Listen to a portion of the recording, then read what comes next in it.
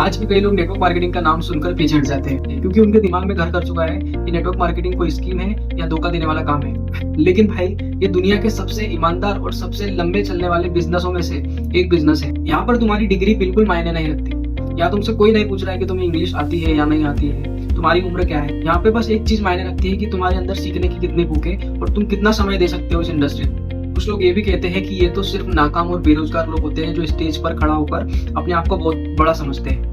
लेकिन ये बात सच नहीं है। सच बात यह है कि इसके अंदर नाकाम और बेरोजगार लोग ही नहीं हैं, इसके अंदर वो लोग भी हैं जो अपने अपने फील्ड के अंदर शिखर पर थे, पर कुछ कारणों के कारण उन्होंने इस इंडस्ट्री को चूज किया। अगर उन लोगों ने वो कारण चूज करे हैं तो शायद आपके जीवन में भी वो कारण बहुत मायने रखते होंगे, या वो उस फील्ड से हटकर कुछ बड़ा और अलग करना चाहते थे, इसलिए उन्होंने इस फील्ड को चूज किया।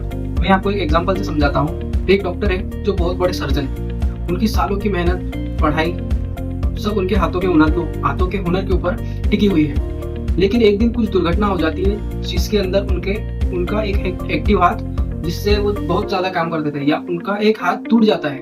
वो हाथ टूट जाने के कारण वो कुछ काम नहीं कर सकते, तो अगले दिन से वो केवल नाम के सर्जन रह जाते। तो मैं आपसे पूछना चाहता हूँ, क्या वो अगले दिन से अपने बेटे को या अपनी पत्नी को अपने काम पर या अपनी जगह पर भेज सकते हैं क्या? नहीं भेज सकते हैं, नहीं भेज सकते।